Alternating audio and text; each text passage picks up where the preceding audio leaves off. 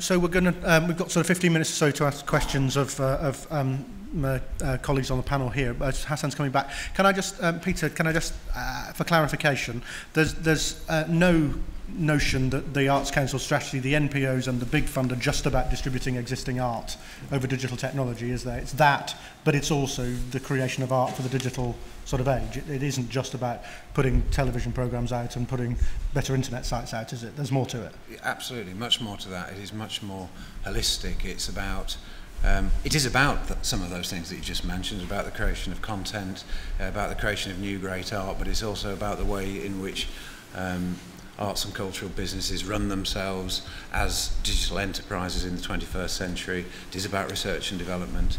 It is about capacity building and so on. So it is holistically around, it's around digitalness, if you like, rather than being about... And that could include the creation of art that is digital?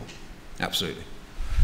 So just to drill that question one more before I come to the floor, in the context of this specific fund, Hasan, there are audience development and outreach and business change goals for arts organisations. It isn't that means there can be, that it's not about artistic innovation, my understanding is, but it isn't just about artistic innovation. Yeah, no, that's absolutely right. I mean, if anything, over the last few years, the project, the R&D activities that we have done at NESTA in the arts and cultural sector, it starts staringly obvious that actually it's not meaningful to talk about these different forms of innovation in a different space in any case. So, you know, the focus of this particular fund is on the objectives that we've mentioned, projects which involve, you know, ambitious goals for innovating in creative practice, of course, you know, are within scope insofar as they meet the programme, this particular fund's objectives. So, although this fund may be slightly more emphasised towards the audience development piece than, for instance, the larger Arts Council fund may turn out, it's not that one is a clone of the other. That to some degree, folks in the room, I am reacting to Twitter, so if you want to get something into my eyes, I'm watching the feed live. So I think that's a clear answer, that it isn't that artistic innovation per se is out. In fact, there is a false dichotomy to some element to talk about purely artistic innovation as not an audience activity, but the emphasis in this fund is more in that space than it might be than it was. As a chair of a digital MPO, I know this, in the MPO process, and more in the wider Arts Council strategy. So I'm responding to a sequence of comments coming up off Twitter. If other people have got questions or thoughts and queries for the panel about any of the aspects, now's the time. Otherwise, I shall. Over there, please. Thank you. Hi, I'm Tracy Guyry. The organisation is Cyprus Well, and we're a literature development agency. We develop writers' careers. And we've started some projects where we're trying to find out how to use digital technologies to extend writers' careers and get them in front of more audiences. But is this fund available for areas of research that we've already begun, or does it have to be some new area of research? Can it augment work we've already done? Certainly, I mean, what this fund is doing is supporting R&D activity, but actually going back to the science and technology experience where there's more of a tradition of formal research and development. It's very rare to find research and development that isn't part of a wider programme, as it were, or a wider research and learning effort. So absolutely, I mean, as long as there is a self-contained set of R&D activities, self-contained in the sense that there's a clear proposition that they are testing, absolutely, we'd welcome those sorts of applications. Okay, please. And then on the same table. Thanks, Karen. Tom Grinstead, Imperial War Museum.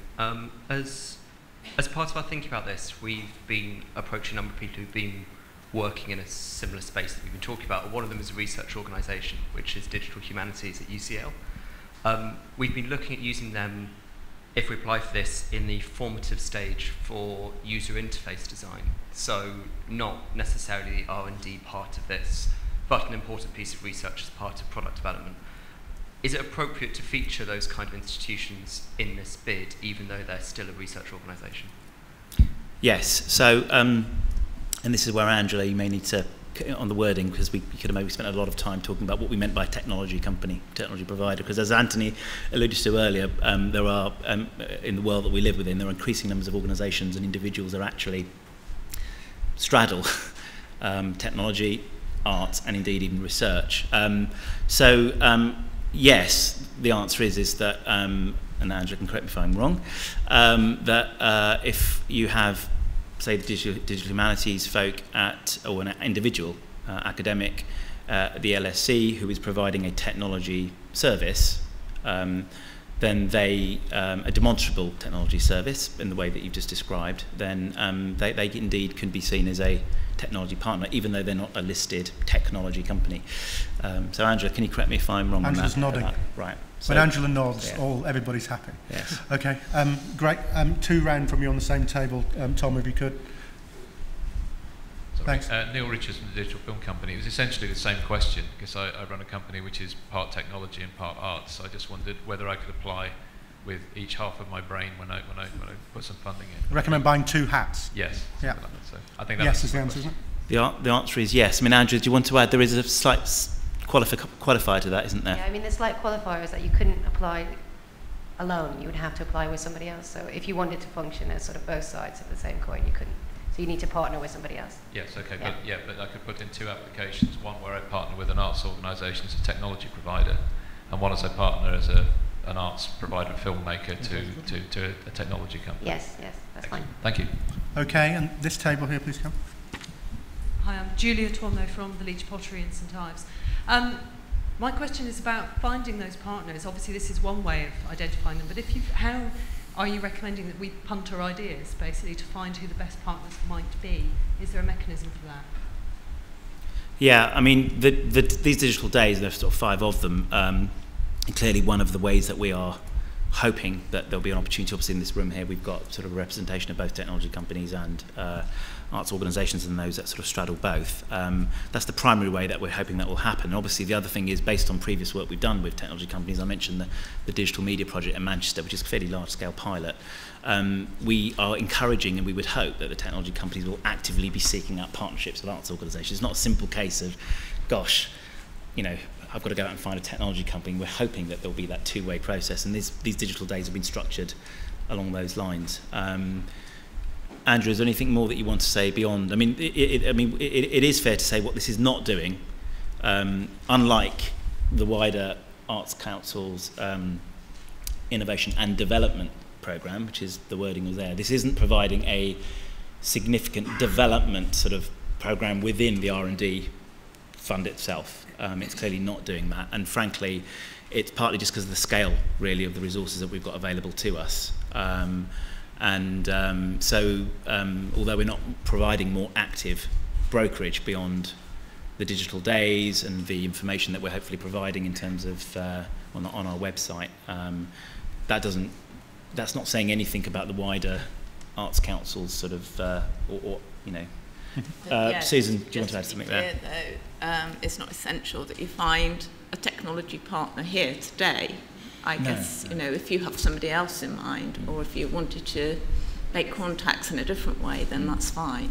I guess it's because, you know, obviously geographically we're quite remote where we are, and so we're limited in, and also because I work in a very traditional art form, then we're limited with our contacts. So the ideas that I've got, I'd really like to try and find, as you know, have a wider audience for finding a partnership, I guess. So whether there's any, using Facebook or anything like that to... Yeah, I was going to sort of chip in that. It's sort of, to some degree, I suspect it depends on what kind of technology you're looking at. But if, say, if you were looking at apps, just to take an example, even in the commercial space now, quite often there are a number of sites where you post your project and people come back to you bidding for the opportunity to make it for you. Right. So I think, for instance, in that specific space, I know that because we've just done half a dozen of them creatively, my company. That's one way you go about it, just about finding those sites online. They kind of already exist in quite a lot of the tech areas, usually because they're being put there because companies want to drive down the costs of the build, so they're looking for different suppliers. But if you need to get into that world at all, there are quite a few sites like that around. Okay. It depends on the tech, probably. Okay, we've got time for a couple more. Anybody else got anything? Back to Tom, and then over here. Just a few questions about the award itself. Are you thinking about making part awards as in the process, or will this be an all or nothing type approach? Can you explain a bit more detail, example what you mean by part award? So, for instance, if we went in for something for £75,000 and looked and said, well, you can't have that, but you could have £50,000, for instance. So are you going to be awarding everything that's asked for as part of the pitch, or nothing, or is there potential for you to come back and say you can't have it all, but we can provide you with this amount? And similarly, would you be interested in seeing scaled applications, or do you just want a singular number? So on the former is, I think we're not ruling that out. So if there was a hypothetical, let's say there was an R&D project which had 2 phases to it, or 2 propositions. I mean, let's say there was a phase testing audience engagement, there was another phase exploring financial revenues or whatever, some other aspect of business models, and one actually was much more compelling and competitively placed than another.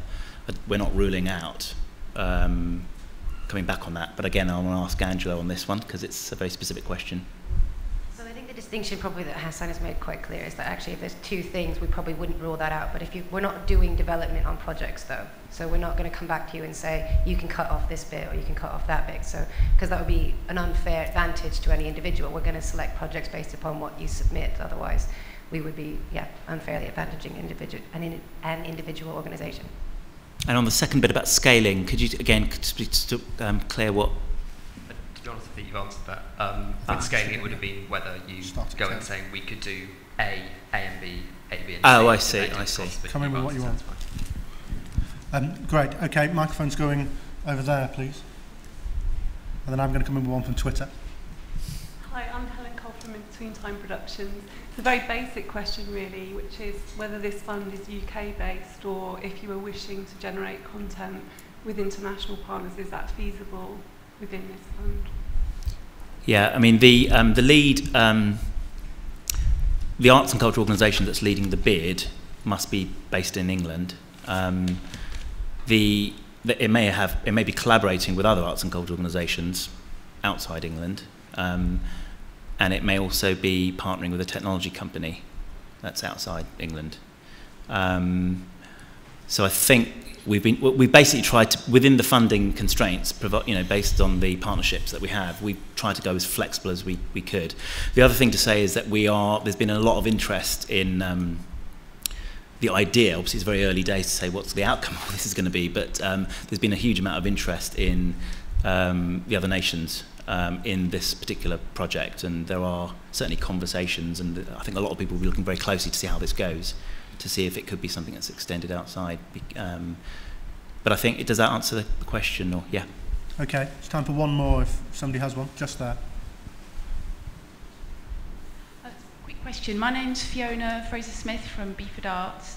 Do you need to have match funding, or is it 100%? No, you don't need to, but if you're bringing that in to scale up the project, and that's, I guess, that's what I was asking about scaling, in case that's what you meant, that would be welcome. Well, other things being equal would be welcome, if it's sort of, but so the answer is no, you don't need to match fund. Okay, so it's not a qualifying criterion and it isn't an assessment criterion, but okay. Before we go to coffee, good segue. Twitter just provided me with a segue. Somebody's asking, how do you network with people who are at the other 4 digital days? That actually came up in London as well, and is coming up sort of more broadly. I know we're across it and trying to work on it. If somebody's got very specific ways of doing that, then that's great. Otherwise, Twitter will be pretty busy, I should think, on this stuff, and we'll try and find ways of connecting people up. But we are absolutely aware that it makes sense for that to happen. So we'll be trying to make sure that happens.